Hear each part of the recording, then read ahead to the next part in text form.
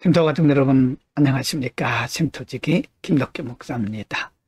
오늘은 사무엘하 20장 14절부터 26절까지고요.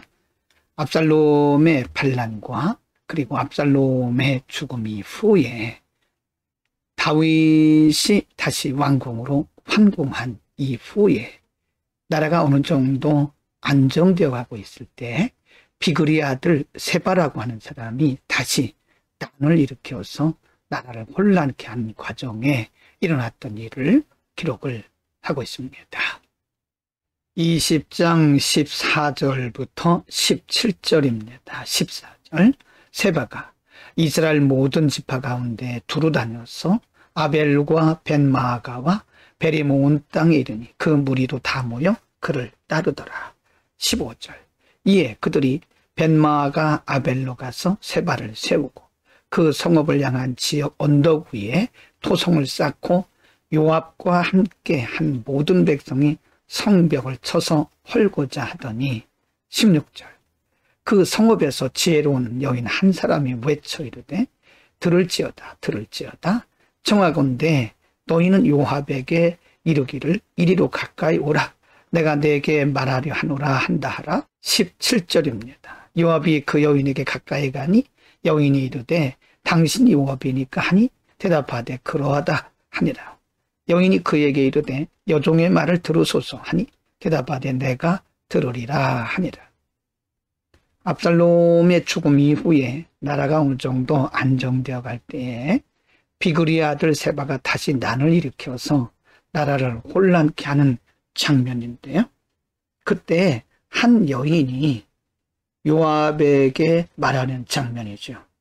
어쩌면 요압은 세바가 일으키는 이런 반란에 대해서 크게 관심을 두고 있지 않았을 터인데 바로 여인을 통해서 그 상황을 전달받게 되는 겁니다. 20장 18절부터 22절입니다. 절수가 많아서 글씨가 작게 보일 수 있기 때문에 화면 아래에 말씀을 참고하시면서 시청하시기를 바랍니다. 18절 여인이 말하여 이르되 옛사람들이 흔히 말하기를 아벨에게 가서 물을 것이다 하고 그 일을 끝내었나이다. 19절 나는 이스라엘의 화평과 충성된 자 중 하나이거늘 당신이 이스라엘 가운데 어머니 같은 성을 멸하고자 하시는도다. 어찌하여 당신이 여호와의 기업을 삼키고자 하시나이까 하니 20절 요압이 대답하여 이르되 결단코 그렇지 아니하다. 결단코 그렇지 아니하다. 삼키거나 멸하거나 하려 함이 아니니 21절 그 일이 그러한 것이 아니니라. 에브라임 산지 사람 비그리 아들 그의 이름을 세바라 하는 자가 손을 들어 왕 다윗을 대적하였나니 너희가 그만 내주면 내가 이 성벽에서 떠나가리라 하니라.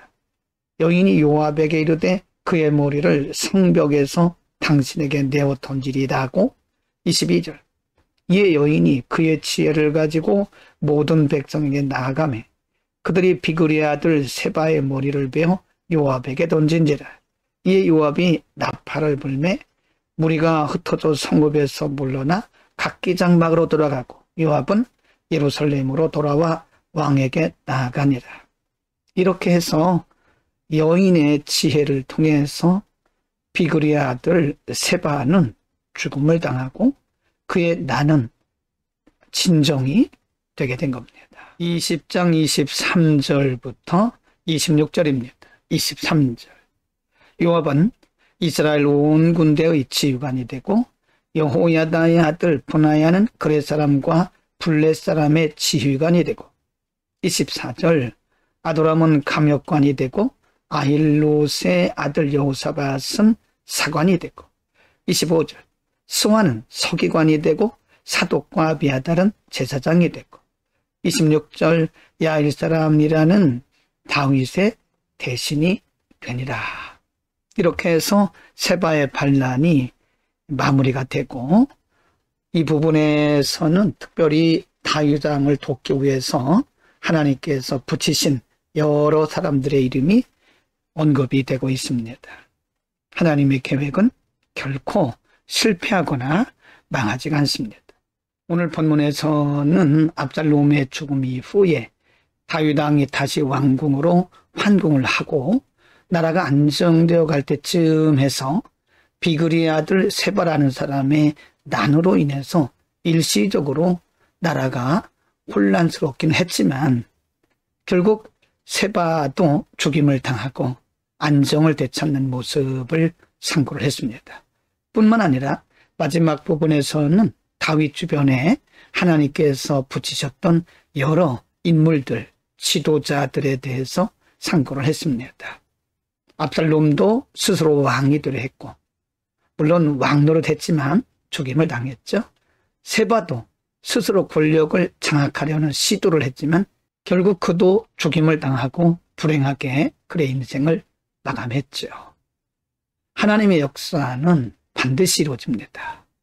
하나님은 역사의 주인이시기 때문에 일시적으로 사람들이 방해할 수는 있으나 하나님의 역사는 이루어지고 하나님의 역사를 방해하는 사람들은 이와 같이 압살롬이나 비그리의 아들 세바처럼 불행한 종말을 맞게 되는 겁니다.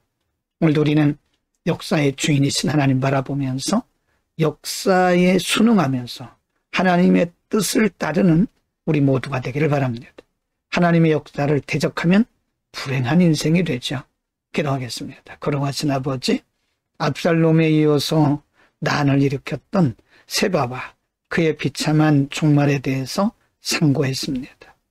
세바가 일시적으로는 사람을 동원해서 난을 일으켜서 권력을 장악하려 했으나 하나님은 결단코 그에게 허락지 아니하시고 하나님의 원래 뜻대로 이룬 것을 우리가 오늘 상고했습니다. 하나님, 우리가 언제나 역사의 주인이신 하나님을 바라보게 하시고 하나님의 역사에 반하는 일들을 행하지 않도록 늘 분별력과 순종의 믿음을 주옵소서. 예수 그리스도의 이름으로 기도드립니다. 아멘.